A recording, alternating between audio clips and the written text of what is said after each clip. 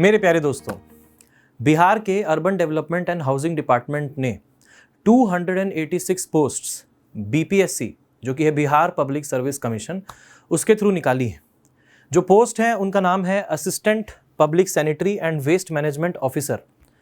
सो ये जो पोस्ट हैं 286, इसके बारे में ही यहाँ पे हम लोग डिस्कस करने वाले हैं। पूरा का पूरा सिलेबस हम समझने वाले हैं कि इस सिलेबस में एक्चुअली में करना क्या है, प्रिपरेशन में पूरा जो सिलेबस है उसको स्टडी कैसे करना है, तो वो सब चीज़ें हम यहाँ पे डिस्कस करने वाले हैं। एज क्राइटेरिया की बात करें तो ये टोटल तो 286 पोस्ट है, इसमें सब कैटेगरीज आ गई, इंक्लूड हो गई। मिनिमम एज 21 है सभी के लिए। मैक्सिमम देखिए अनरिजर्व जो बॉयज़ हैं उनके लिए, अनरिजर्व बॉयज़ मेन उनके लिए 37, और अनरिजर्व्ड गर्ल्स विमेन उनके लिए है 40, और जो 42 है वो ओवरऑल मैक्सिमम है। जैसे जो रिजर्व कैंडिडेट्स हैं उनके लिए ओवरऑल मैक्सिमम 42 है। तो ये आप ज़रा चेक कर लेंगे, एज आप उस पर लाइक कर रहे हैं नहीं कर रहे हैं। 2 पेपर होने वाले हैं। There are going to be 2 papers. पहला जनरल स्टडीज़ का पेपर होगा और दूसरा वाला आपका टेक्निकल पेपर होगा। The syllabus is not like, generally हम ये सोचते हैं ना कि कुछ इंजीनियरिंग रिस्पेक्ट में है तो गेट का या ईएससी के जैसा सिलेबस होगा, बट वैसा है नहीं, it is different. So general studies और टेक्निकल दोनों ही पेपर 2-2 घंटे के होने वाले हैं और 100 मार्क हर पेपर में होगा, और साथ ही साथ 125 क्वेश्चंस होंगे हर पेपर में। बीपीएससी का ट्रैक रिकॉर्ड देखें तो नेगेटिव मार्किंग होती है, लेकिन यहाँ पे कहीं पे भी नेगेटिव मार्किंग मेंशन नहीं की गई अभी एडवर्टीजमेंट में, तो इसी वजह से नेगेटिव मार्किंग अगर होती है तो देख लिया जाएगा। लेकिन ये मान के चलिए कि नेगेटिव मार्किंग हो सकती है। अभी जैसे 125 क्वेश्चंस 100 मार्क्स जो है, दोनों पेपर है 100 मार्क ईच, मतलब दोनों पेपर 100 मार्क, और 125 क्वेश्चंस इन ईच पेपर, यानी कि 0.8 marks 1 question, and all will be objective nature questions. अब इसमें जो सिलेबस है यही मेन चीज़ है जिसको हम लोग को देखना है, समझना है कि व्हाट दे हैव गिवन।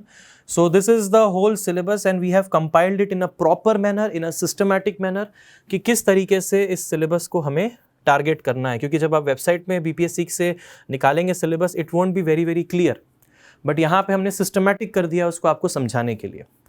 ज़रा देखिएगा, लेवल और syllabus, level of papers will be such that the syllabus of bachelor's degree in chemistry, environmental sciences, or bachelor of engineering in chemical or civil or environmental sciences, or public health engineering, biotech, or bachelor degree in planning, architecture of Indian University as expedient. So basically compulsory paper 1, compulsory paper 2, दोनों paper compulsory हैं। Optional कोई paper है नहीं इसमें, there is no optional paper कि हमें ये देना है ये छोड़ सकते हैं, ऐसा नहीं है। दोनों ही पेपर देने होंगे, और अगर आप इन कैटेगरीज में जो भी मैंने डिस्कस किया उसमें लाइक करते हैं तो आप वो पेपर को दे सकते हैं। आइए सिलेबस को समझते हैं। देखिए, फर्स्ट थिंग्स फर्स्ट, इसमें अगर हम लोग बात करें कितने सब्जेक्ट्स आपको पढ़ने हैं, द सब्जेक्ट्स, यस, तो इसमें आपको कुल मिलाकर के 5 सब्जेक्ट पढ़ने हैं। सॉलिड वेस्ट मैनेजमेंट ये पहला सब्जेक्ट है, ये सब्जेक्ट है, टॉपिक नहीं है, सब्जेक्ट है सॉलिड वेस्ट मैनेजमेंट, ठीक। दूसरा जो सब्जेक्ट है वो है लिक्विड वेस्ट मैनेजमेंट। तीसरा जो सब्जेक्ट आपको पढ़ना है वो है हजार्डस वेस्ट मैनेजमेंट। चौथा जो सब्जेक्ट आपको पढ़ना है वो पढ़ना है waste management rules, regulations and compliances as per central pollution control board, CPCB, यानी कि सेंट्रल पोल्यूशन कंट्रोल बोर्ड, ये चीज़, ठीक। और जो 5वां सब्जेक्ट है वो है एनवायरमेंटल मैनेजमेंट, एनवायरमेंटल मैनेजमेंट। आइए समझते हैं सभी को। First subject is your solid waste management. Solid waste management में क्या क्या पढ़ना है देखिए ज़रा। टाइप्स ऑफ सॉलिड वेस्ट, यानी कि कितने तरह के सॉलिड वेस्ट होते हैं। म्युनिसिपल सॉलिड वेस्ट, खास करके उसके बारे में यहाँ पे पढ़ना है, म्युनिसिपल सॉलिड वेस्ट, डिटेल में नहीं, लेकिन ये पहले चैप्टर में आपको पढ़ना है इसके बारे में, बेसिक जो भी चीज़ें आपको दी हुई हैं। इसमें हमारा जो फोकस रहेगा वो रहेगा government of India manuals, CPHW manuals, ठीक है ना, और सेंट्रल पोल्यूशन कंट्रोल बोर्ड के रूल्स एंड रेगुलेशंस एंड उनके रिकमेंडेशंस। इसके बाद इंडस्ट्रियल वेस्ट्स, फिर hazardous wastes, biomedical wastes, E wastes यानी कि electronic waste, evolution of solid waste management, मतलब किस तरीके से सॉलिड वेस्ट मैनेजमेंट, ये जो पूरा हम रूल्स रेगुलेशंस और मैनेजिंग अभी कर रहे हैं हमारे भारत देश में, वो कैसे इवॉल्व हुआ है over a period of time, ये है evolution of solid waste. Solid waste management के रूल्स क्या हैं एज पर CPCB, 2016 में रूल्स आए थे और उसके बाद फिर अमेंडेड भी हुए हैं कई बार, उसके बहुत सारे क्लॉजेज अमेंड हुए हैं। सो सॉलिड वेस्ट मैनेजमेंट के रूल्स एज पर CPCB ये पढ़ना है। उसके बाद ISWM यानी कि इंटीग्रेटेड सॉलिड वेस्ट मैनेजमेंट ये पढ़ना है।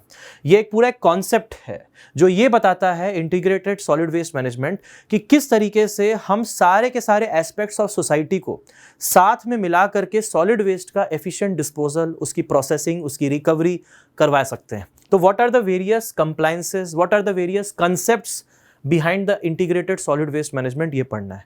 This will be as per the government of India manual. 2016 में वो मैनुअल आया था, government of India manual on municipal solid waste management, और सॉलिड वेस्ट मैनेजमेंट के रूल्स आए थे 2016 में, वो पढ़ने हैं आपको। और फिर operation of solid waste management, ये थोड़ा बड़ा टॉपिक है जिसमें कि हम लोग कैसे ऑपरेट होता है पूरा सिस्टम, उसके बारे में पढ़ना है। ठीक है, तो ये पढ़ेंगे तो आपका ये पूरा का पूरा पहला सब्जेक्ट कंप्लीट होगा म्युनिसिपल सॉलिड वेस्ट। पहला चैप्टर पहले सब्जेक्ट का कंप्लीट हो जाएगा। दूसरा चैप्टर है म्युनिसिपल सॉलिड वेस्ट मैनेजमेंट, दूसरा चैप्टर। अब इसमें फोकस हमारा शिफ्ट होगा towards only and only municipal solid waste management. इसमें म्युनिसिपल सॉलिड वेस्ट मैनेजमेंट में इसका जनरेशन कैसे कैसे होता है, इसका कंपोजिशन, इसमें कंपोजिशन क्या होता है, इसके पीछे के कैलकुलेशंस होते हैं, वो सब हम देखेंगे। क्लासिफिकेशन कैसे करते हैं म्युनिसिपल सॉलिड वेस्ट को, हीट वैल्यू यानी कि अगर म्युनिसिपल सॉलिड वेस्ट से हम हीट निकलवा रहे हैं, उसे एनर्जी निकलवा रहे हैं, तो हीट वैल्यू का कैलकुलेशन के स्टैंडर्ड्स क्या हैं, इनके पीछे के टिप्स एंड ट्रिक्स भी होते हैं पता लगाने के, जैसे ऑब्जेक्टिव पेपर में, तो वो सब क्या क्या है, वो सब हीट वैल्यू कैलकुलेशन में आएगा। डेंसिटी ऑफ सॉलिड वेस्ट की डेंसिटी कैसे निकालते हैं, mechanical properties, there are various mechanical, there are various chemical properties also. तो ये दोनों तरह की प्रॉपर्टीज पे डिटेल्ड यहाँ पे जो है ये बातें होंगी। बायोडिग्रेडेबिलिटी यानी कि ऐसा म्युनिसिपल सॉलिड वेस्ट जो कि जैसे कंपोस्टिंग हो गया बायोडिग्रेडेबल वेस्ट के लिए, ठीक है, या फिर अगर हीट निकालना है तो इंसिनरेशन या पायरोलिसिस, देखना होगा कि कौन सा मेथड बेस्ट से बेस्ट सूटेड है किस किस कंडीशन में। और उसके बाद है methods of municipal solid waste management, ये काफ़ी बड़ा टॉपिक होगा। म्युनिसिपल सॉलिड वेस्ट मैनेजमेंट के वेरियस मेथड्स, यहाँ पे स्पेलिंग मिस्टेक है, this are the methods of municipal solid waste management. Okay, what are the various methods of that. इसके बाद आते हैं तीसरा चैप्टर पे, कलेक्शन ऑफ सॉलिड वेस्ट। अब ये सॉलिड वेस्ट का कलेक्शन कैसे होता है, तो process of collection of different wastes, मतलब अलग अलग तरह का वेस्ट है। What is the process of collection. अब जरा यहाँ पे देखिए, म्युनिसिपल वेस्ट है, इंडस्ट्रियल वेस्ट है, हजार्डस वेस्ट है, बायोमेडिकल, ई वेस्ट, ये सारे के सारे वेस्ट का कलेक्शन होता कैसे है, how do we collect it. क्या सभी को एक ही तरीके से कलेक्ट करते हैं, नहीं, सबका क्राइटेरिया अलग अलग है। उसके बाद रिसाइकलिंग ऑफ मटेरियल्स, किन किन मटेरियल्स की रिसाइकलिंग पॉसिबल है, किन किन फॉर्म्स में पॉसिबल है, तो ये सारा का सारा रिसाइकलिंग ऑफ मटेरियल्स में आएगा। स्ट्रीट मैनेजमेंट यानी कि हमारी जो स्ट्रीट्स हैं उसको मैनेज कैसे करते हैं, किस तरीके से पूरा प्रोसेस फॉलो होता है, जहां पर बायोमेडिकल वेस्ट को अलग तरीके से डील करना, इलेक्ट्रॉनिक वेस्ट को अलग तरीके से डील करना, सॉलिड वेस्ट जो रेगुलर म्युनिसिपल घरों से निकल रहा है उसको अलग तरीके से डील करना, how do we do that, that is street management. And design of the collection system, मतलब ये पूरा जो कलेक्शन सिस्टम्स एक अर्बन एरिया में होता है, क्योंकि बिहार का ये जो अर्बन हाउसिंग एंड डेवलपमेंट जो कॉरपोरेशन है, ये डिपार्टमेंट है, ये उसकी तरफ से है। तो एक अर्बन एरिया में कैसे कलेक्शन सिस्टम डिज़ाइन होता है अलग अलग वेस्ट के लिए, ये उसके बारे में बात है। ये सब चीज़ें जो हैं हम लोग फॉलो करने वाले हैं कुछ किताबों को, और यहाँ पे हम लोग फॉलो करेंगे हमारे मैनुअल्स को और हमारे कोड्स को, रूल्स को, टेक्निकल गाइडलाइंस जो कि CPCB, Bihar pollution control board यानी कि BPCB, और साथ ही साथ CPHW यानी कि central public health and environmental engineering organisation. इन्होंने एक्सटेंसिवली बहुत सारे हमें दिए हुए हैं सारे के सारे स्टैंडर्ड्स, वही सारे के सारे यहाँ पे फॉलो होने हैं। इसके बाद आता है चौथा चैप्टर है सॉलिड वेस्ट प्रोसेसिंग मेथड्स। इसमें सॉलिड वेस्ट जो हम लोग ऑब्टेन करते हैं उसको प्रोसेस करते कैसे, what are the various methods in detail. तो इसमें ट्रीटमेंट एंड डिस्पोजल, कैसे ट्रीट करना है और कैसे कैसे उसको डिस्पोज करना है, किस तरह का वेस्ट है, कैसे कैसे वो डिस्पोज हो सकता है। कंपोस्टिंग एक मेथड है डिस्पोजल का, किस किस तरीके से कंपोस्टिंग होती है, कब कंपोस्टिंग होती है, किन कंडीशंस में कंपोस्टिंग नहीं होती है, ये सब बातें यहाँ पे। बायोमिथेनेशन यानी कि मिथेन गैस, जिसको हम लोग बायोगैस भी कह सकते हैं क्योंकि ये बायोलॉजिकल डिकम्पोजिशन के बाद ऑब्टेन होती है। तो how do we accomplish this process with solid waste. इसके बाद आता है bio fertiliser and energy production. Bio fertilisers ये नया टर्म है, पूरा एक नया एस्पेक्ट हमारे सामने खुला हुआ है बायो फर्टिलाइजर्स का। तो bio fertilisers and energy production, Bihar आपको पता ही एग्रीकल्चरल डोमिनेंट स्टेट भी है, तो वहाँ पे बायो फर्टिलाइजर्स, एनर्जी प्रोडक्शन, इन सब की इंपॉर्टेंस काफ़ी बढ़ जाती है। उसके बाद है इंसिनरेशन एंड पायरोलिसिस। कब इंसिनरेशन यूज़ करना है, कब पायरोलिसिस यूज़ करना है, कैलकुलेशन इसके भी होते हैं, तो वो कैसे करना है, वेट ऑक्सीडेशन है, पैलेटलाइजेशन है, ठीक है। वेस्ट मैनेजमेंट का 3R प्रिंसिपल है, इसमें आजकल एक चौथा R भी जुड़ गया है, सो +4 ये चौथा एक और R आ सकता है, तो 4R प्रिंसिपल कह सकते हो आप इसको, राइट। वैसे मैनुअल में 3R प्रिंसिपल भी है, 4R प्रिंसिपल भी है। आपके ये जो इन्होंने जो सिलेबस दिया है BPSC ने, उसमें 3R प्रिंसिपल की बात की गई है, अपन इसको 4R प्रिंसिपल पे भी डील कर सकते हैं। लैंडफिल, जो सैनिटरी लैंडफिलिंग करते हैं उसके रूल्स एंड रेगुलेशंस क्या होते हैं। किचन वेस्ट जो होता है, गार्बेज निकलता है किचन से, उसका मैनेजमेंट कैसे कैसे कर सकते हैं, कैसे कैसे उसको हम डिस्पोज कर सकते हैं, all these will come here. So ये हो गए हमारे यहाँ पे ये 4 चैप्टर। इसके बाद ये 5वां है मिसलेनियस।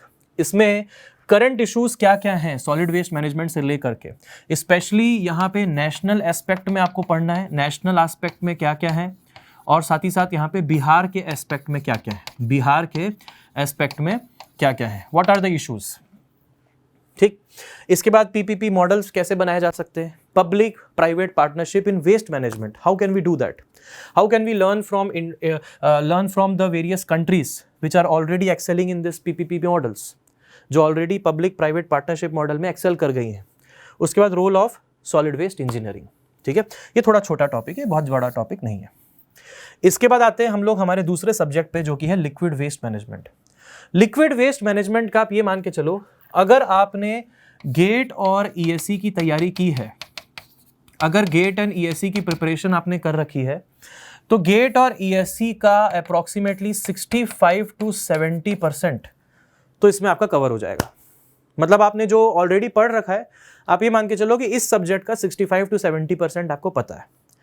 बाकी कुछ चीज़ें नहीं पता होंगी, कुछ चीज़ें जैसे कि फॉर एग्जांपल कुछ ऐसे ऐसे टर्म्स हो सकते हैं जो कि BPSC के लिए रिलेवेंट हो लेकिन गेट और ESE के लिए रिलेवेंट नहीं थे, तो इस तरह की चीज़ें यहाँ पे हो सकती हैं। So liquid waste, municipal, domestic and industrial, जैसे कि लिक्विड वेस्ट में जब आप गेट और ESE में पढ़ते हो तो मोस्टली हमारा फोकस रहता है डोमेस्टिक सीवेज पे, डोमेस्टिक लिक्विड वेस्ट पे फोकस रहता है, लेकिन यहाँ पे इंडस्ट्रियल पे भी पूरा हमें यहाँ पे फोकस करना है, इंडस्ट्रियल पे भी पूरा ध्यान देना है, ठीक है ना। इसीलिए मैंने यहाँ पे बताया आपको 65 से 70%। मेनली यहाँ पे इंडस्ट्रियल एस्पेक्ट में भी सारा का सारा क्राइटेरिया, सारे के सारे रूल्स एंड रेगुलेशंस पढ़ने पड़ेंगे एज पर CPCB, यानी कि central pollution control board, okay, right. Liquid waste का क्या क्या कैरेक्टर हो सकता है, क्या क्या इसका कंपोजिशन होता है, लिक्विड वेस्ट में मास बैलेंस अप्रोच कैसे की जाती है, और इसके वेरियस एनवायरमेंटल सिस्टम्स, अलग अलग तरह के सिस्टम बनाए गए हैं, तो कौन कौन से एनवायरमेंटल सिस्टम्स इसके हो सकते हैं। उसके बाद आती है waste water engineering. Waste water engineering में सबसे पहले वाटर ऑन अर्थ की एनालिसिस की, धरती पर कितना पानी है, क्या एस्टिमेशंस लगाते कैसे हैं। जब आपको बोला जाता है कि देखो भाई इतना ग्राउंड वाटर है और ये इतने टाइम में इतना ख़त्म हो जाएगा, इतना डिप्लीट हो जाएगा, तो ये जो अप्रोच होती है वो होती कैसे है, कैसे एस्टिमेशंस किए जाते हैं, फोरकास्टिंग की जाती है, ये सब यहाँ पे एनालिसिस की बात की गई है। उसके बाद है types, sources and impacts of water pollutants, मतलब कौन कौन से तरह के, कहाँ से वो आते हैं और उनका इम्पैक्ट क्या क्या होता है जो पानी में पोल्यूटेंट प्रेजेंट होते हैं, राइट। इनके टाइप्स, सोर्सेज एंड इम्पैक्ट्स। इसके साथ साथ एक और चीज़ है, इसकी परमिसिबल लिमिट्स भी यहीं पे आ जाएंगी। इसकी लिमिट्स क्या होती है, स्टेट लेवल पे लिमिट्स क्या है, सेंट्रल लेवल पे लिमिट्स क्या है, what are their permissible limits, right. Their tests also, यहाँ पे एक और चीज़ इसमें ऐड हो जाएगी, वो है इनकी टेस्ट, इनकी टेस्ट्स कैसे की जाती हैं वो भी यहाँ पे ऐड हो जाएगी। उसके बाद है surface and ground water pollution, मतलब सरफेस और ग्राउंड, सरफेस में जैसे रिवर है, लेक है, उनका पोल्यूशन, ग्राउंड वाटर, ग्राउंड के में जो पानी प्रेजेंट है उसका पोल्यूशन, उसके बारे में यहाँ पे डिटेल में बात करनी है। फिर है डोमेस्टिक वेस्ट वाटर और दूसरा है एग्रीकल्चरल वेस्ट वाटर, क्योंकि देखो कृषि प्रधान प्रदेश जो है उसमें एग्रीकल्चरल डिस्चार्ज भी बहुत निकलता है, तो एग्रीकल्चरल वेस्ट वाटर से कैसे डील किया जाए वो भी एक बड़ा इशू है, क्योंकि एग्रीकल्चर में जो पानी यूज़ होता है वो बहुत ज़्यादा होता है in comparison to domestic uses and industrial uses. So how do we deal with that is the agricultural waste water, ठीक है। अभी मैं थोड़ा सा फास्ट जा रहा हूँ because it's a YouTube video, ठीक है ना, बिकॉज या तो आप लोग 1.5-2x की स्पीड में देख लो इस वीडियो को, या फिर मैं थोड़ा सा आपको जल्दी जल्दी ये चीज़ें बता दूं, क्योंकि अभी अपन सिलेबस डिस्कशन कर रहे हैं, राइट। चलो, सो वेस्ट वाटर ट्रीटमेंट आपका तीसरा चैप्टर हो गया। यहाँ पे क्या था, वेस्ट वाटर इंजीनियरिंग थी बेसिक। यहाँ पे अब ट्रीटमेंट की बारी आ गई। ट्रीटमेंट में देखिए unit operations and unit processes, unit operations and unit processes क्या क्या होते हैं। Preliminary treatment, primary treatment, secondary and tertiary treatment which includes so many things, which includes screening, grit removal, scum removal, PST, biological unit, SST and others। ये आप अगर आपने gate और ESE की तैयारी की होगी तो वहाँ पे आपने ये पढ़ा होगा, तो ये चीज़ वहीं से आ जाएगी। फिर डिज़ाइन एंड एनालिसिस के जो कॉन्सेप्ट्स हैं, ये वो सारे के सारे कॉन्सेप्ट्स यहाँ पे डील होंगे। उसके बाद nature and kinetics of biological growth, यहाँ पे मेनली बायोलॉजिकल ग्रोथ में मोनोड्स इक्वेशन है, आपकी फर्स्ट ऑर्डर काइनेटिक्स हैं, ये सारी की सारी चीज़ें यहाँ पे डील होंगी। फर्स्ट ऑर्डर काइनेटिक्स हैं, ये सब यहाँ पे डील होगा। ठीक, ASP से रिलेटेड यहाँ पे बहुत सारे टर्म्स इंट्रोड्यूस हो जाएंगे। Aerobic and anaerobic biological processes like CSTR, ASP et cetera. Trickling filter, RBC, biotower, USB, oxidation pond, anaerobic filter, AY, gas stripping and others. So many are there. So there are various methods which not only includes the commercial treatment, मतलब large scale treatment, but they also include small scale treatments also. जब आप gate और ESE में पढ़ते हैं तो आप लोग बेसिकली कमर्शियल ट्रीटमेंट्स की बात करते हैं कि मोस्टली कमर्शियल में क्या क्या यूज़ होता है, लेकिन यहाँ पे अगर कोई इंडस्ट्री है उसको स्मॉल स्केल या स्मॉल लेवल पे ट्रीट करना है तो उनके लिए उनके पास कौन कौन से मेथड्स हो सकते हैं, तो वो सारे के सारे मेथड्स भी यहाँ पे आ जाएंगे। ठीक है ना, तो ये सिलेबस को वहाँ पे देख करके समझ में आ रहा है कि हमें ये सारे के सारे मेथड्स जो है यहाँ पे पढ़ने हैं। इसके बाद आता है चौथा चैप्टर, वाटर का रीयूज। मतलब आप एक बार ट्रीट कर देते हैं वेस्ट वाटर को तो उसका फिर रीयूज कैसे कैसे कर सकते हैं, कि इसके प्रिंसिपल्स क्या हैं। तो reclamation and reuse principle, how to reclaim it, जो वेस्ट हुआ उसको रिक्लेम कैसे किया जाए, या उसको रीयूज कैसे किया जाए, या तो उसको साफ करो या फिर कोशिश करो कि उसको कहीं और रीयूज कर सके। तो how can we do that, what are their principles. So this will be as per the government of India manuals. ये मैनुअल बने हुए हैं, तो मैनुअल्स को स्ट्रिक्टली फॉलो करते हुए हम स्टैंडर्ड्स पे चलेंगे सारे। टेक्नोलॉजीज ऑफ रिक्लेमेशन, कौन कौन सी टेक्नोलॉजीज हैं। फ्लो डायग्राम्स, अलग अलग तरीकों से यूज़ करना, रीयूज़ करना उसके flow diagrams. Public health and environmental issues in water reuse, मतलब अगर पानी का रीयूज़ करते हैं तो पब्लिक हेल्थ के लिए इश्यूज़ क्या क्या आ सकते हैं, या एनवायरमेंट में इश्यूज़ क्या क्या आ सकते हैं अगर वाटर का रीयूज़ करते हैं ट्रीटमेंट होने के बाद। वेस्ट वाटर आया, ठीक है, और वेस्ट वाटर होने के बाद जो रीयूज़ हो रहा है उसमें पब्लिक के इश्यूज़ क्या क्या इमर्ज हो सकते हैं, जिन पे हमें फोकस करना है, ध्यान देना है। क्योंकि अगर आप एक बार ऑफिसर बनते हैं तो you need to ensure public health and public safety in terms of their sanitary conditions, यही तो पोस्ट का नाम भी है, राइट। एग्रीकल्चरल इरिगेशन प्रिंसिपल्स, कि मतलब एग्रीकल्चरल इरिगेशन अगर किया जाए, जैसे वेस्ट वाटर से भी इरिगेशन कर सकते हैं, उसके प्रिंसिपल्स क्या हैं। बिहार में अगर आपको इंश्योर करना है कि वहाँ की जो मिट्टी है वो कहीं ऐसा ना हो कि वो कम उपजाऊ हो जाए, इसीलिए हम पहले से ही पूरी की पूरी पूरी पूरी साइंस को अगर समझ गए अच्छे से, तो हम हमारे एग्रीकल्चरल इरिगेशन प्रिंसिपल्स फॉलो करते हुए सही तरीके से सीवेज फार्मिंग कर पाएंगे। यस, यहाँ पे सीवेज फार्मिंग की बात करनी है और यहाँ पे उसके स्टैंडर्ड्स को, उसके तरीकों को समझना है। लैंडस्केप इरिगेशन प्रिंसिपल्स, लैंडस्केपिंग होती है शहरों में, है ना, जो विकास होता है उसमें, जो आपका शहरी विकास होता है उसमें लैंडस्केपिंग भी एक बहुत बड़ा पार्ट होती है, जहाँ पे पेड़ पौधे, गार्डनिंग, ट्रीज, ये सब चीज़ें होती हैं। तो what are the landscape irrigation principles, where can we do that. उसके बाद है आपका ग्राउंड वाटर रिचार्ज, कैसे होता है, प्रोसेस क्या है इसका, क्राइटेरिया क्या है, गाइडलाइंस क्या है। इसमें CPCB की भी गाइडलाइंस आने वाली हैं और इसमें Bihar pollution control board BPCB की भी गाइडलाइंस इसमें इंक्लूड होने वाली है। उसके बाद इंडस्ट्रियल वाटर का रीयूज क्राइटेरिया है और फिर कूलिंग टावर्स हैं। तो ये सब वाटर रीयूज में आने वाला है, राइट। उसके बाद है hazardous waste management. Hazardous waste management ये आपका होगा नेक्स्ट सब्जेक्ट, जिसमें कि पहला जो चैप्टर होगा वो होगा introduction to hazardous waste management as per central pollution control board. What is their definition, classification. पहले जो हम पढ़ेंगे वो बिल्कुल बेसिक होगा कि हजार्डस वेस्ट क्या होता है और इसका बेसिक, यहाँ पे स्टार्टिंग में देख रहे हैं hazardous waste, this is just the basic part, this is just the basic because it's a kind of a solid waste. Hazardous waste is a kind of solid waste, तो इसलिए यहाँ पे उसका बेसिक पार्ट रहेगा। लेकिन यहाँ पे ये हजार्डस वेस्ट को डिटेल में डील करना है। Definition and classification, sources and responsibilities, किस किस जगहों से ये जनरेट हो सकता है, what are its sources, what are their responsibilities of government, responsibilities of producers यानी कि जो लोग इसको प्रोड्यूस करते हैं जैसे कि हम लोग, रिस्पॉन्सिबिलिटीज ऑफ कलेक्टर्स जो इसको कलेक्ट करके गवर्नमेंट फैसिलिटीज तक पहुंचाते हैं, राइट या फिर अगर पब्लिक पार्टनरशिप मॉडल में है तो वो कैसे वो पूरा काम करता है, टर्मिनोलॉजीज क्या क्या यूज होती हैं हजार्डस वेस्ट मैनेजमेंट में, स्टोरेज कैसे किया जाता है हजार्डस वेस्ट का, उसको कलेक्ट कैसे किया जाता है, इश्यूज क्या क्या है हजार्डस वेस्ट से, और protection of public health and environment, how do we protect the public health and the environment, ये सब आएगा। तो इसके रिलेटेड जो है हम लोग मैंने पूरा कोर्स डिज़ाइन किया हुआ है पूरा बीपीएससी से related, because it is not like GATE and ESC, it's a different thing. So उसका कोर्स डिज़ाइन किया है, इसके बारे में आपको बताते हैं। पहले आप पूरा सिलेबस एक बार देख लो। बायोमेडिकल एंड केमिकल वाटर, ठीक है। तो टाइप्स, मैनेजमेंट एंड हैंडलिंग, किस किस तरह के केमिकल किस किस इंडस्ट्री से निकल सकते हैं, हॉस्पिटल से किस किस तरीके का बायोमेडिकल वेस्ट निकल सकता है, उसको हैंडल कैसे किया जाता है, how do we control that biomedical waste, how do we control the various chemical waste, textile से, पेंट जॉब्स जब होते हैं वहाँ से, ऑटोमोबाइल इंडस्ट्रीज से, शुगर इंडस्ट्रीज से, अलग अलग तरह की इंडस्ट्रीज से किस किस तरह का केमिकल वेस्ट निकलता है, किस किस तरीके से वो पोल्यूशन कर सकता है, उसके लिए कंट्रोलिंग मेजर्स क्या क्या हो सकते हैं। तो ये सब की सब चीज़ें यहाँ पे इंक्लूड होंगी। Sources of biomedical and chemical waste, their environmental effects, treatment कैसे करना है, डिस्पोज कैसे करना है इन तरह के वेस्ट्स को, क्योंकि एक बहुत बड़ा इशू है ये हमारी कंट्री में, because of enormous population and a large number of dispensaries and big hospitals, there is a lot of biomedical waste and a lot of industries generating a lot of chemical wastes.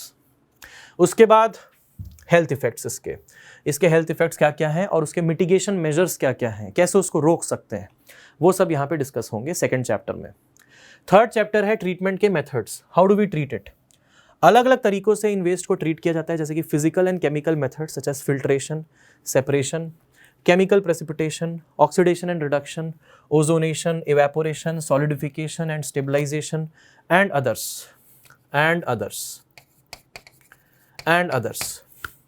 उसके बाद इसका remedial action क्या है वो आपको देखना है। Containment techniques, containment मतलब इसको कैसे कंटेन किया जाए, इसको रखा कैसे जाए, स्टोर कैसे किया जाए, इसकी प्रोपगेशन को कैसे रोका जाए, कंटेन किया, जैसे हम बोलते हैं वायरस के प्रोपगेशन को कंटेन करना, तो वैसे यहाँ पर भी इसके प्रोपगेशन को कंटेन कैसे किया जाए एक ही जगह पे, कि जहाँ पे वो प्रोड्यूस हुआ है उसका इफेक्ट वहीं तक हो, ऐसा ना हो कि इसको इफेक्ट दूर दराज के इलाकों तक पहुँच जाए। तो how do we contain that. Biological treatment कैसे करते हैं हजार्डस वेस्ट का, फाइटो रेमेडिएशन एक टेक्निक है और बायोफिल्ट्रेशन एक टेक्निक है, इन सब के बारे में भी बात करनी है डिटेल में। इसके बाद आता है आपका चौथा सब्जेक्ट जो कि है waste management rules, regulations and compliances as per central pollution control board. इसमें तीन चीज़ें, रूल्स हैं, रेगुलेशंस हैं और कंप्लायंसेस हैं। तो बेसिकली यहाँ पे हमको हर तरीके का जो वेस्ट होता है, hazardous waste, e waste, municipal solid waste, biomedical waste, plastic waste, battery waste and construction and demolition waste, ये 7 तरह के वेस्ट के रूल्स, ये तो सारे के सारे डायरेक्ट वैल्यूज आपसे पूछ सकते हैं यहाँ पे, जब एग्जाम में डायरेक्टली वैल्यूज पूछ सकते हैं, तो ये सब रूल्स, रेगुलेशन एंड कंप्लायंसेस इन सारे के सारे वेस्ट का आपसे पूछा जा सकता है। अच्छा, इसकी जो आपको पीडीएफ है ये भी आपको अवेलेबल करा दी गई है, आप इस पीडीएफ को भी डाउनलोड कर सकते हो, ठीक है। इसके बाद आते हैं हम last but not the least, environmental management. Environmental management जो है इसमें बहुत ही इंपॉर्टेंट है, एनवायरमेंटल इम्पैक्ट असेसमेंट कैसे करते हैं, how do we do it, what is the criteria, right, what are the effects, what are the benefits, right, and so many other things we have to discuss based upon our state Bihar and also our whole country। दोनों aspect में environmental impact assessment करवाना पड़ेगा। कोई भी project बनाया जाता है तो उसका EIA जरूर होता है, तो उसी के बारे में यहाँ पे डिटेल में चर्चा होगी। इसके बाद बात करेंगे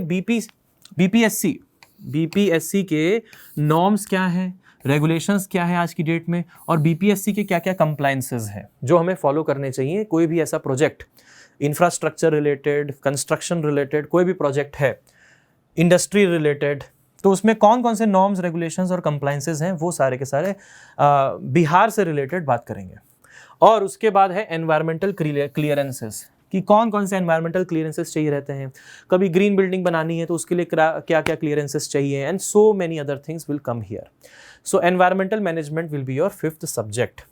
सो माय डियर्स, 5 सब्जेक्ट हैं टोटल, और थोड़ा डिफरेंट है सिलेबस डेफिनेटली. जो हमने अगर आपने गेट और ESE की तैयारी की है तो उससे तो काफ़ी ज़्यादा डिफरेंट हो जाएगा. और इसके लिए जो है हम लोगों ने एक कोर्स भी डेवलप कर दिया है प्रॉपरली. ये है आपका 200 से लेकर के ये पूरा का पूरा कोर्स जो है ये I am going to take myself Sagar Dodeja. I am an XIS officer, and 200 से लेकर के 250 आवर्स तक के लगेंगे. टेंटेटिव है ये, हो सकता है इससे ज़्यादा हो जाए बट इससे कम नहीं होने वाला है. तो हम आपको यही बता रहे हैं कि जितना कम से कम लगेगा, हो सकता है इससे ज़्यादा ही लग जाए. और इसकी जो क्लासेस है मार्च से स्टार्ट हो जाएंगी, राइट. 250 आवर्स है. आप मेड इजी प्राइम का जो चैनल है और इसका जो वेबसाइट है, यहाँ पे रेगुलरली मेड इजी प्राइम का जो चैनल है, यूट्यूब चैनल, और इसकी जो वेबसाइट है इस पर देख लीजिए, आपको सारी की सारी इन्फॉर्मेशन मिल जाएगी. नीचे एक कमेंट होगा, पिंड कमेंट, और डिस्क्रिप्शन में भी आपको इसकी लिंक वगैरह मिल जाएंगी. बाकी सिलेबस समझाना था मुझे कि सिलेबस है क्या, वो मैंने इस वीडियो में आपको बता दिया है. उसके बाद आप चाहें तो अगर आप प्रिपेयर करना चाहते हैं सही तरीके से, अच्छे तरीके से, बेटर वे में प्रिपेयर करना चाहते हैं तो मेड इजी के प्लेटफॉर्म पे आपका पूरा स्वागत है. यहाँ पे सिर्फ हम लोग आपको यहाँ पे 200 से 250 आवर्स का लाइव लेक्चर्स ही नहीं, ये पूरा लाइव लेक्चर्स होंगे. लाइव लेक्चर्स ही नहीं बट इसके साथ साथ we are going to provide you a lot of sample questions, hundreds of sample questions also which can be asked in BPSC. क्योंकि इस तरह के सैम्पल क्वेश्चंस जो हैं ये आपको अभी मिलेंगे नहीं कहीं पे भी, क्योंकि ये सिलेबस ही थोड़ा सा डिफरेंट है जैसा कि आप देख पा रहे हो. So definitely you are most welcome and join us in this whole journey of this assistant waste management public sanitary officer. और इसमें जो ओवरव्यू है मैंने आपको पहले ही बता दिया पूरा का पूरा. आई होप आपको ये सब चीज़ें क्लियर हो गई हैं. अभी कब फॉर्म फिलअप करना है एंड ऑल ये सब आपको पता पड़ जाएगा. एंड ये पूरा का पूरा कोर्स अगर किसी को डाउट हो तो मैं आपको पहले ही बता दे रहा हूँ कि ये पूरा का पूरा कोर्स जो है I am going to take, मैं ही ले रहा हूँ ये पूरा का पूरा कोर्स. और इसमें जनरल स्टडीज़ वाला पार्ट जो है ये अलग रहेगा. अगर आप जनरल स्टडीज़ भी करना चाहते हैं तो जनरल स्टडीज़ भी आप मेड इजी प्राइम में उसको भी ऑप्ट कर सकते हैं, या फिर अगर आप चाहें तो आप टेक्निकल वाला पोर्शन भी अलग से ऑप्ट कर सकते हैं. Yes, there is an option for that. If you want only technical, so there is an option for that. If you want technical and general studies both, paper 1 and paper 2 both, there is also an option for that. Okay, so this is all about this whole BPSC syllabus. I'll come forward with more content and more information about it as and when it will come up. Okay, thank you so much. Jai Hind, Vande Mataram.